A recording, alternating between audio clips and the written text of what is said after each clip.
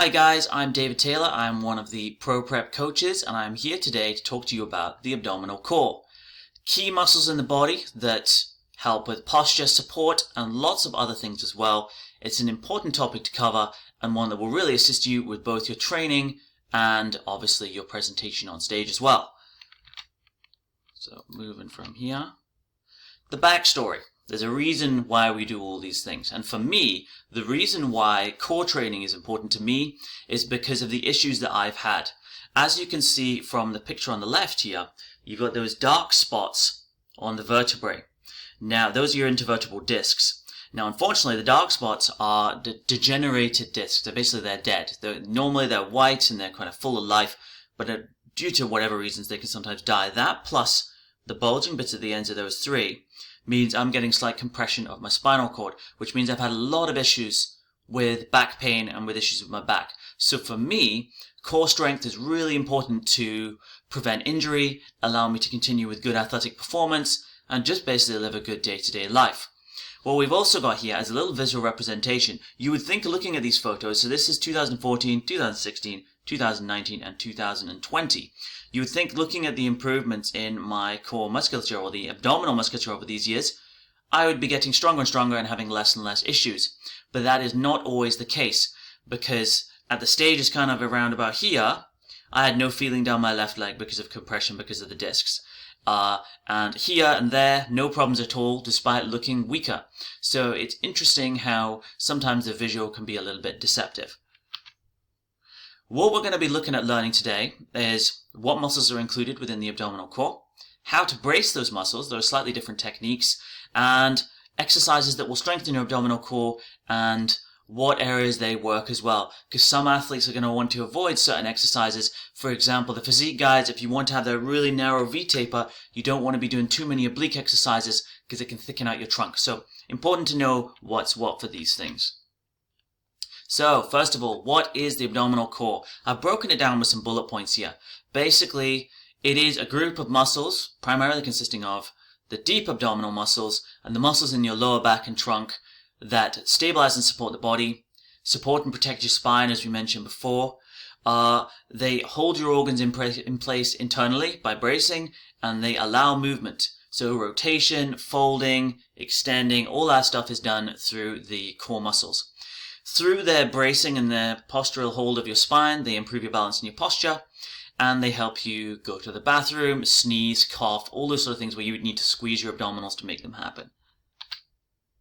So, here's a little challenge for you. This is one of those things where you can pause the presentation and have a go at figuring out what these muscles are, because it's a cross-section, just from in this guy's abdominals here. And then we can move on to the next slide. Or if you just want to move on, we're going to move on now. So pause now unless you want to go straight away. Okay, so here's a breakdown of that cross-section here. So as you can see, this is the front of the body. This is your rectus abdominis. That's your six-pack abs at the front. That's these muscles here. They are good muscles, but they mainly help with holding internal organs in place and are a visual thing. They really don't have that much impact on support of the spine because the spine's all the way over the other side. You've got your erectus spinae group. Those are the muscles that run all the way up your back. They're the erectors that keep you erect. You've got your internal and external obliques with the transverse abdominis inside them. That's the muscles, the banded muscles that kind of run all the way around. So if you think it's almost like a tube, like Spanx for the spine, okay? So like they hold everything in place, but you've got three different layers. External obliques, internal obliques, and then inside that the transverse abdominis, which we'll show in a bit more detail. The psoas major runs up the spine, but also runs down and connects through to your legs. So it's one of the connectors between upper and lower body, and the quadratus lumborum supports the erectors and supports the spine and kind of runs all the way up your back as well. Big, strong muscles that help you. This is kind of a breakdown of the main ones. There's some little extra information there as well. But you can see it's about depth when you're looking at those bands of muscles. The external obliques are on the outside. Inside that you have the internal obliques. And inside that you have the transverse abs, with the rectus abdominis kind of running down the front. Here's some other important core muscles as well. This is all just extra information. Obviously, you've got your glutes, the multifidus, which is the muscle in your lower back. They help with stabilization and bracing of the core. You've got your adductors, your erectus femoris. You've got all these other muscles down by your hips and in your groin that will help stabilize your core and your lower back as well. And then again, multifidus, very importantly, pelvic floor as well, which obviously helps with all those bodily functions that we spoke about before. This is just a little breakdown of some of the main muscles that we spoke about and what their actual function is within the body.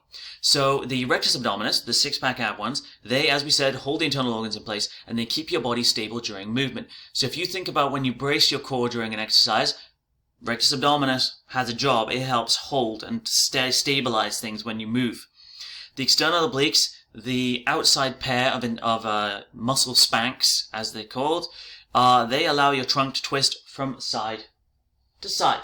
So you think about it, muscles at the side handle rotation. It makes sense, right? So rotational exercises, like wood chops, like Russian twists, things like that, they will work the external obliques while you do it. And it's the same with the internal obliques as well. It's inside, same movement pattern, just a deeper muscle. From here, you've got the transverse abs. They're the bottom of the stack. They're deepest underneath the external and internal obliques. They stabilize the trunk, and they'll also be helping maintain the internal pressure. So less important for rotation, but important for internal bracing. The erectors keep your back straight, kind of comes with the territory with that name, and they provide for side-to-side rotation as well. So you can see a theme here. They hold you upright, they help you rotate, they help you lean, and pelvic floor, as we said, helps the bladder, intestines, uterus, and prevents incontinence as well. And as a side there, we've got some exercises demonstrate that use these as primary muscles. Okay, starting with strong foundations. When you're looking at what you need to do to build a strong core, or what you need to do to be a good lifter, it's more complicated than just picking up heavy weights and lifting them, as I'm sure you guys know. You don't go into the gym on your first day and shift personal best weights. You've got to build things up. Just like you don't build a skyscraper on sand. You've got to have strong foundations underneath to allow for all those extra floors, all that extra weight to come down on top of it. So if you think about it like a big building, the first step in building the strength of your building is building good foundations underneath, and that is your core muscles. They are the center, the foundation of every exercise you do with your body. Because if you don't have a stable spine, you don't have the right alignment, the right strength within your core, everything else will in the end fall apart due to bad form or due to injury. So learning the correct core engagement techniques, learning how to build the foundation, and ensuring that you hold your lower back in the correct way will allow you to utilize the strength in your other muscles, like say for example doing squats. You'll get much better squats if you hold your back in the right position. Because if your back is in the wrong position, it becomes the limiting factor of the movement. So strengthening it's important, but also holding it in the right way is important, which then allows you to build better movements, bigger weights, and progress with your lifting. All the top lifters, even if they don't look like they've got strong core, no visible abs like we had in the pictures at the first slide, they're going to be strong in the core because they've practiced, they've got the right alignment, and they're working well. How do you engage your core? This is another one where you could potentially pause the video and write down kind of like your process for bracing your core muscles. For some people, it'll be a one-step process. For others, it'll be a routine that's maybe 2, 3, 4 steps before they do a movement. So pause the video now, write down your thoughts. It can just be little bullet points or little one-word things, and then see if on this next slide, what we've put together and what the science says links up well with what you said. Okay, hopefully what you've written is somewhat similar to this. Different things here. I've got a visual representation, and I've also got a step-by-step process here.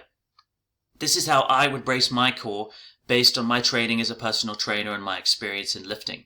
So the first thing you want to do is draw your belly button in towards your spine and lift your chest and rib cage while taking a breath in. And you can see here, that's what corresponds with the diagram here. Breathe in through your diaphragm and lift your chest.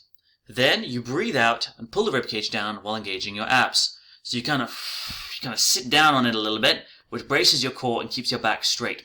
And you engage your abdomen as you exhale. So by breathing out, you then hold your abs tight, pull everything in tightly. Then, much like when you're on stage and you want to show your abs, you've got to hold that position while maintaining normal breathing. If it's like a 1-rep exercise, great, you can hold your breath, use that Valsalva maneuver to brace your core. However, if it's a long set, you need to be able to breathe while holding this position. So like almost like breathing through your teeth, essentially, okay? So you've got to hold that position while maintaining your normal breathing, and then pull up your pelvic floor. That's not mentioned in here. This is more posture. Pull up your pelvic floor by like pulling as if you're trying to stop yourself from going to the bathroom, stop yourself taking a pee, and then done. So I want you guys to give that a shot. Try drawing the belly button in towards your spine, taking the breath in, breathe out, engage the core, pull everything in, and then maintain normal breathing while holding that position. I'm doing it right now as well. And then pull up through your pelvic floor, stop yourself taking a pee. That's a braced core. And as you can see, this guy here is ensuring that he's in a really nice neutral position. Different movements will have different neutral positions, but obviously the mirrors in the gym, your spotters, your training partners, they're going to help you get the correct cues to make sure that posturally you're doing these movements right as well. Because engaging your core, but with your back shaped like a banana, isn't much use for preventing injury and giving you good strength. Okay, exercises to build a strong core. So when I did this presentation live, this was all I gave people, but I'm going to give you guys a little bit more of a hint. So there are 4 different movement planes you can move in. There is extension, there is flexion. So extension is like a good morning or a back raise, like when you 2 exercises already. Flexion is a sit-up. You've got rotation, and then you've got bracing. That's 4 different types of exercises. So what I want you to do is, again, pause the video, take a minute or 2, and see if you can come up with 20 different exercises under those 4 headings combined. So you only need 5 under each one, and go from there. And then what we'll do is we'll go through some of the main ones in just a moment's time. Good luck. Alright, so I put together a wee list here that I'm sure will have some connection with your list and some similarities. Obviously with rotation, it's all about twisting exercises. So you've got your Russian twists, your wood chops, a rotating plank, landmine bar twists when you come up and around. Great exercise. Flexion is about curling in, so you've got your sit-ups, your pulley rope crunches, stomach cycles, leg raises, anything that shortens the rectus abdominis, the abs at the front. Extension is where you're kind of arching your back and extending. Hip thrust and a bridge helps with that. Deadlifts work that. Good mornings, back extensions, all good for strengthening that. And for bracing, that's where you're preventing any rotation, flexion, and extension. You've got a Palloff press where you extend a pulley out in front of you, but you don't let it twist you. You've got planks, you've got bird dogs, you've got V-sit holds. And this is literally just a toe in the ocean. There are so many exercises you can do. And obviously your workout plans will have some, but there's always more. And there's no reason why you can't sometimes alternate. And if you go, okay, I'm weaker in this area, adding in additional exercises, even as a daily routine, to kind of help build your strength up there. Just to finish off, here's just a wee selection of my top tips for training your core muscles. And training in general, really. Always warm up. Just because it's not your quads or your pecs or your lats doesn't mean you don't need a comprehensive warm-up to ensure you prevent injury. Always focus on form first and reps second. So work on getting the movement perfect, then work on building up your repetitions. You shouldn't feel any pain beyond the burn of the exercise while you're doing these things. Any pain means you got problems, and problems lead to issues like what I've got. Okay, so you do not want that. Practice them often, even if they're not in your exercise plan on a regular basis. You should be doing planks, you should be doing braces, you should be doing Palloff presses on a regular basis to keep your core strong. As we saw from the start, photos only tell part of the story. Someone who's got a really strong looking core could actually have a really weak core, because there's more to it than those superficial muscles on the surface. Always brace when you're doing exercises. Reach beyond just having good six-pack abs. Have a strong core overall. And being flexible also assists with having a strong core as well. If you've got really tight hamstrings, your back gets put under a lot more pressure during a deadlift than if you've limbered up. So again, warming up, it comes back to warming up again and doing flexibility exercises as well. Ensure you've got a stable base from all exercises. If you're unstable, it's hard to brace your core correctly and you're going to end up coming off balance. If the weight's too heavy, drop it down. If it's too easy, move it up. We're not doing this for fun. We want to work hard. Now, yeah, simple as that. I hope this presentation has been enjoyable. I hope you've gotten something out of it.